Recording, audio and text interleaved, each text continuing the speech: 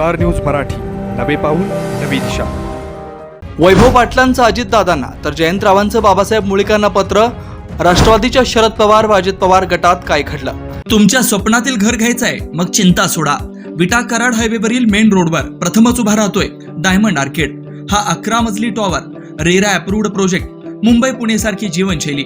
45 shops, 15 offices, 42 flats, walking track, मंदिर, garden, gym, swimming पूल, सतर्क security, CCTV कॅमेरे, basement parking, तसेच इंडोर क्लब हाऊस व अन्य सुसज्ज व सर्व सोयी सुविधा.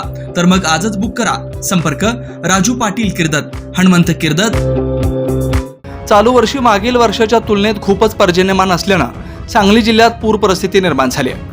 कोयना आणि वारणा धरणातून पाण्याचा मोठ्या प्रमाणात विसर्ग सुरू आहे. त्यामुळे कृष्णा वारणा नदीच्या पाणी पातळीत वाढ होऊन या नद्यांच्या काठावरील गावात पूर परिस्थिती निर्माण होते आहे. त्या परिसरातील जनजीवन विस्कळीत होत आहे. त्याचबरोबर मनुष्य व प्राण्यांचे जीवन धोकादायक बनते. यावर उपाययोजना म्हणून प्रशासनानं या धरणातून वाया जाणारं पाणी दुष्काळी पट्ट्यात फिरवलं असता दुष्काळी भागात पाण्याचा तुटवडा भासणार नाही आणि नदीकाठच्या गावात पूर परिस्थिती निर्माण होणार नाही. त्यामुळे हे अतिरिक्त पाणी सांगली जिल्ह्यातील पूर्व भागात सोडलं असता त्या ठिकाणचा शेतकरी वर्ग सुद्धा समाधानी होऊन पशुधनाच्या चाऱ्याचा प्रश्न सुद्धा निकालात निघेल. त्याचबरोबर नदीकाठच्या लोकांनाही त्रास होणार नाही. प्रशासनावर सुद्धा जादा बोजा पडणार नाही.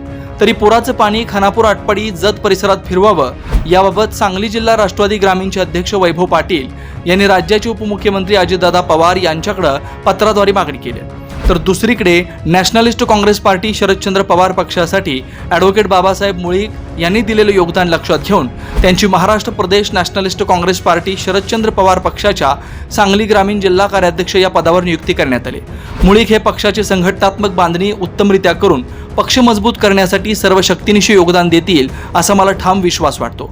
समाजातील सर्व घटकांना सोबत घेऊन पक्षाची ध्येय धोरणं तसेच पक्षाचे राष्ट्रीय अध्यक्ष शरदचंद्र पवार यांचे विचार सर्वदूर पोहोचवण्यासाठी आपण प्रयत्नशील राहाल अशी अपेक्षा व्यक्त करतो, असं निवडीचं पत्र जयंतराव पाटील यांनी बाबासाहेब मुळीक यांना दिले. त्यामुळं एकीकडे अजित पवार गटाच्या वैभव पाटील व शरद पवार गटाच्या बाबासाहेब मुळीक या दोन्ही पत्रांची चर्चा मतदारसंघात रंगली आहे. स्टार न्यूज मराठीसाठी चंद्रकांत जाधव, विटा, सांगली. आपल्या परिसरातील लेटेस्ट बातम्या पाहण्यासाठी स्टार न्यूज मराठी यूट्यूब चॅनलला आत्ताच सबस्क्राईब करा.